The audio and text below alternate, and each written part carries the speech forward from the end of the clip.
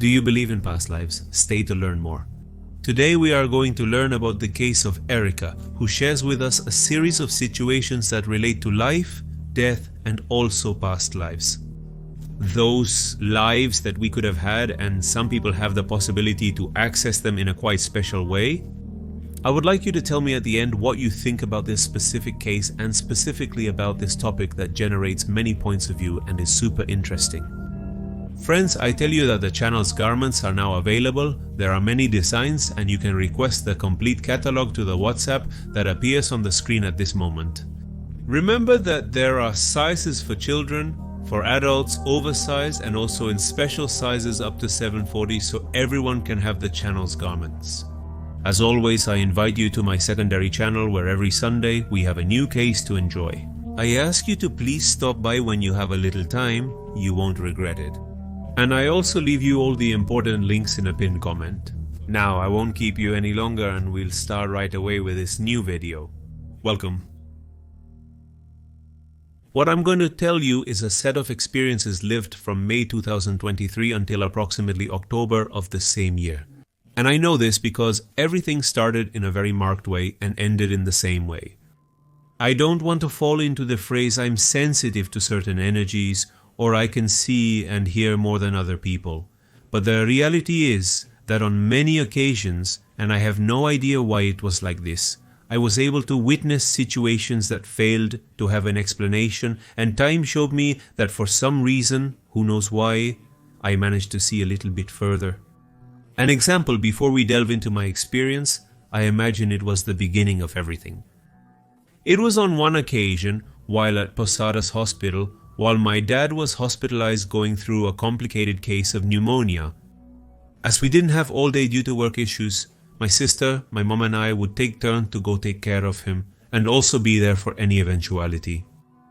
My dad was seriously ill and hospitalized for just over a month and a half. I say this to give an idea of how complicated it was.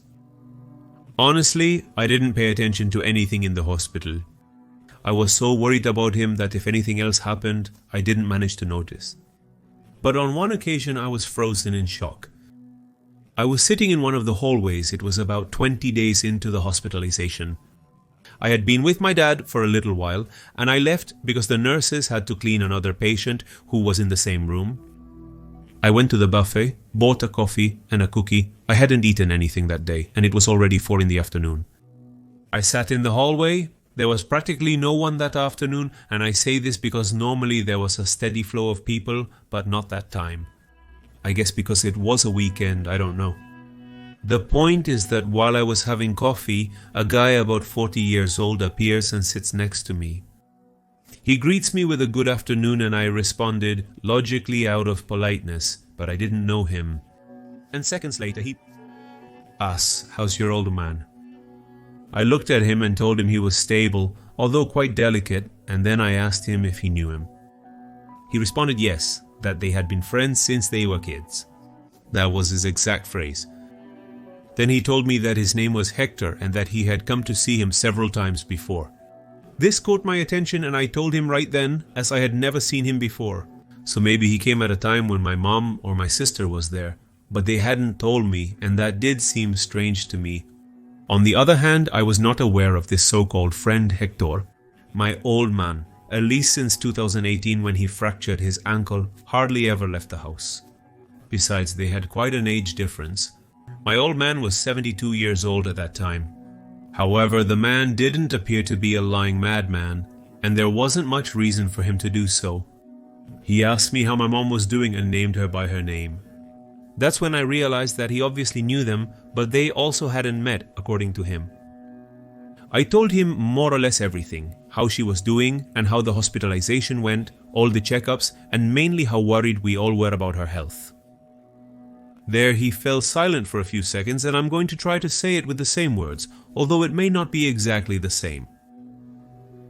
"Erika, look, your old man is sick, but stay calm because he's going to get very well soon. And I'll tell you more, that baby is going to bring you a very special gift that you have to know how to take advantage of." I didn't tell him anything because you can imagine how confused I was.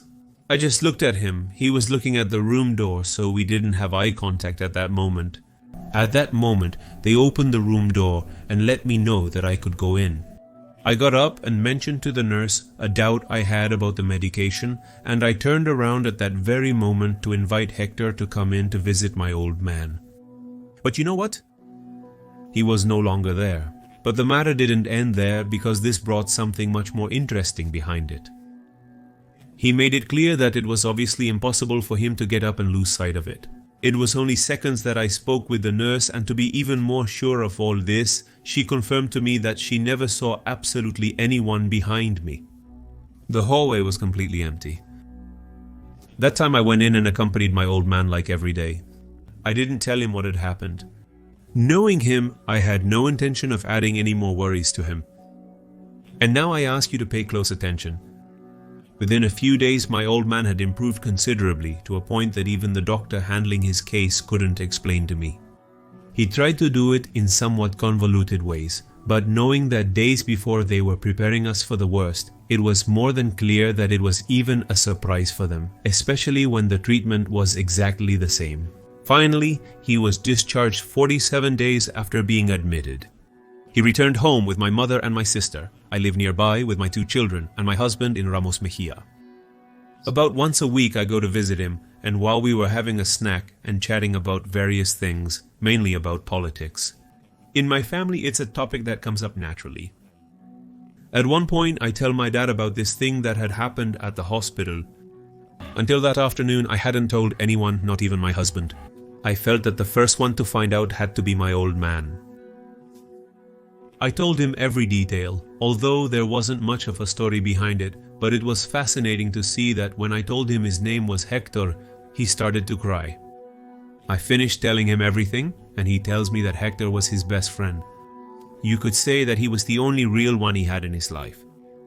They were from the neighborhood, went to elementary and high school together, and then worked in a mechanic's shop for many years.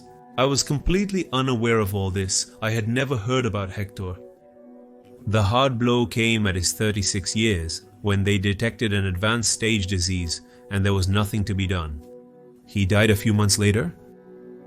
My old man told me that the good thing at that time was being able to say goodbye, but that his death hurt him more than his own father's.